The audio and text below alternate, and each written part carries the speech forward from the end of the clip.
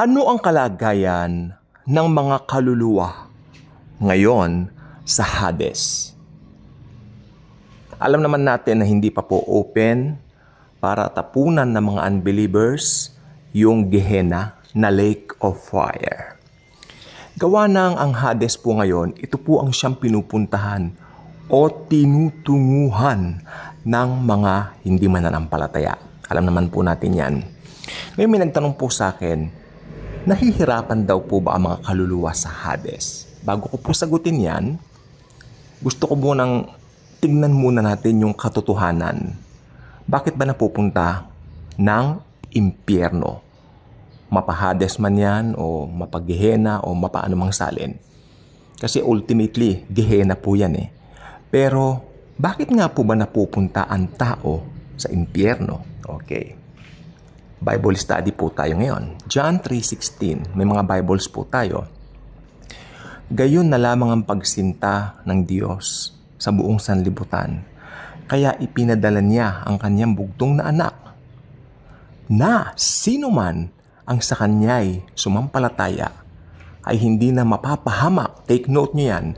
Hindi na mapapahamak. Subalit, magkakaroon ng buhay na walang hanggan. I love this in English. For God so loved the world that He gave His only begotten Son, the Lord Jesus Christ, that whosoever believeth in Him, the Lord Jesus Christ, will not perish, but will have eternal life. Alam natin ang dahilan ng pagparito ng anak ng Diyos. Sabi ng Biblia, para sugpuin ang gawa ng Diablo. Alam naman natin ang ginawa ng Diablo. Ang ginawa po ng Diablo ay pinasok niya sa mundo ang kasalanan, nanlinlangin niya ang ating unang mga magulang doon sa hardin ng Eden. Nagoyo niya. Ang katampalasanan ng Diablo ay lumaganap na lumaganap ng kagatin ni Eve o ni Eva ang pinagbabawal na bunga ng Diyos. Hindi may pagkakaila na ito ay nanganak ng nanganak, pero mga pinanganak niya mga bata, nagkasala. In fact, ang unang bunga ng pagtatalik ng babae at lalaki, ang pangalan po ay Cain, ay mamamatay tao, kriminal. So, ang lahat ay nagkasala. Sabi ng aklat ng Romans, at walang matuwid, wala kahit isa. Ibig sabihin, makinig pong mabuti, importante ito. Ibig pong sabihin, pinanganak pa lang po ang bata, pinanganak pa lang po ang tao.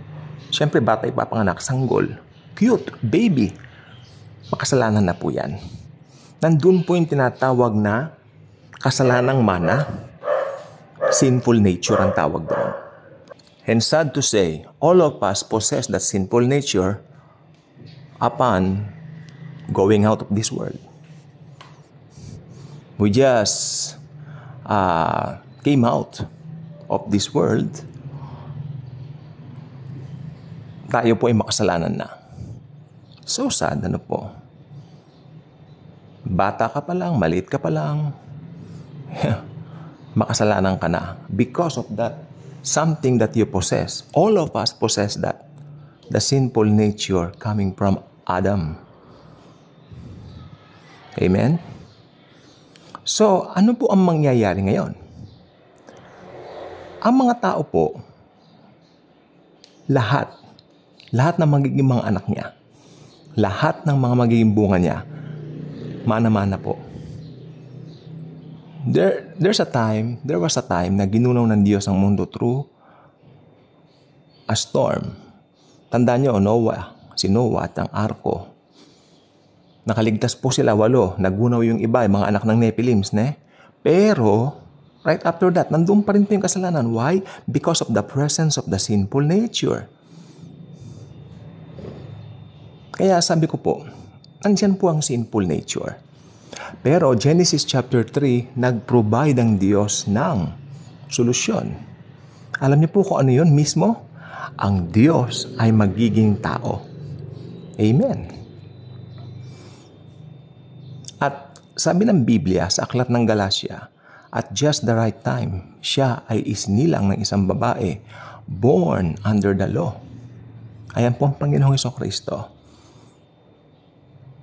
Para tuparin niya ang lahat ng nire-require ng law at nang sa ganon, lahat ng mga anak ni Adan at ni Eva magkakaroon ng kaligtasan sa pamamagitan niya.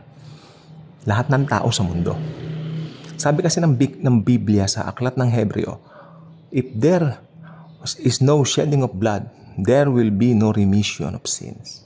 Pag walang pagbububo ng dugo, walang kapatawaran, ika ng kasalanan. Amen. So, ito na po ang pinakatanong natin. Pag namamatay ngayon ng tao, ito na po, makinig pong mabuti kasi baka mamay may mag-comment na naman dito, ilalagay nila sa bibig ko ang mga salitang hindi ko sinabi. Just because hindi nila na-gets yung gusto kong iparating na mensahe. Sabi ko po kanina, baby ka pa lang, just came out of this world, di ba? Coming from your mama's womb, you came out of this world, makasalanan na tayong lahat. Alam po ba ninyo, yun yung tinatawag na sinful nature, Adamic nature. Ayan ang kailangan matanggal. Dahil sa Adamic nature na yan, nagkakasala tayo. So kailangan ito ng solusyon. And the solution is Jesus Christ. Diretso na po tayo. The Lord Jesus Christ. Sabi ng Biblia, opening ko po kanina, John 3:16, sino mang, sa English, whosoever, amen, sino mang mananampalataya sa Kanya ay magkakaroon ng buhay na walang hanggan. Whosoever believeth on Him will not perish but will have eternal life. Ito na po ngayon, siste. Pag ang isang tao ay nanampalataya sa tinapos na gawain ng Panginoong Jesucristo sa cross, doon sa tinapos niyang gawa sa cross ng Kalbaryo, sabi ng Biblia, maliligtas siya. Ang gagawin ng Diyos, papasok ang Diyos mismo na si Jesucristo sa kanyang buhay, tatanggalin ni Jesucristo yung sinful nature na yan, at ang tao, sabi ng 2 Korintos 5:17, ay magiging bago ng nilalang. Diba? Siya ay bago ng nilalang. Therefore, if anyone is in Christ, he is now a new creation.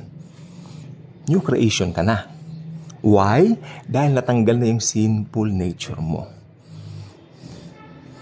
Pero nagkakasala ka pa rin dahil ikaw ay nandito pa rin sa flesh. Yun po yun. Pero as far as God is concerned, ang tingin niya sa iyo perfecto. Hindi dahil sa not because of your own perfection, but because of the perfection of His dearly beloved Son, the Lord Jesus Christ Himself, na tinanggap mo sa buhay mo. Amen? Kaya perfect ka sa mata ng Diyos kahit nagkakasala ka pa rin. May mali po kasing kaisipan tungkol sa kasalanan. Sabi nila, pupunta ka ng impyerno kasi gumagawa ka ng kasalanan. Hindi nila binigyan ng pansin yung dahilan bakit sila gumagawa ng kasalanan. Yun po yung sinful nature. At minsanan po nga tinanggal ng Panginoong Jesucristo sa ating mga born-again Christians na ngayon nang tayo ay manampalataya sa Kanya as our personal Lord and Savior. Kaya lahat ng kasalanan natin, past, present, and future, tapos na po lahat sa mata ng Diyos. Anytime a believer departs from this world, siya ay diretso na po sa langit. Tayo ay diretso po sa langit. At anytime now, alam ko marami sa atin, hindi na po tayo aabutan ng kamatayan because anytime now, dadagitin na tayo ng Panginoong Jesus, irarapture na po niya tayo para dalhin sa Kanyang walang hanggang kaharian sa langit. Amen? Amen. Okay. Ngayon, ito na po yung masaklap. Heart of the matter.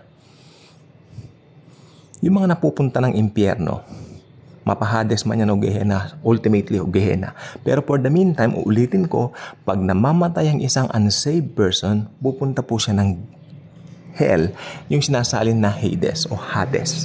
Doon muna po siya maghihintay ng takdang panahon, takdang oras ng paghuhukom. Pag naghukom na si Lord Jesus Christ sa mga unbelievers, yung white throne judgment, itatapon na po sila. Bibigyan sila ng buhay na katawan, laman at buto, kompleto, at itatapon sila sa dagat-dagatang apoy, ang Gehenna. Pero for the meantime, yung mga namatay na unsaved o mga unbelievers, nasa Hades. Bakit nga po sila pumunta sa Hades? Dahil nasa kanila pa rin at taglay pa din nila ang kanilang mga sinful nature. Dahil hindi nila tinanggap si Lord Jesus as their very own, very personal Lord and Savior. That's why nasa Hades sila ngayon. Hindi po sila napunta ng Hades dahil gumawa sila ng mga kasalanan.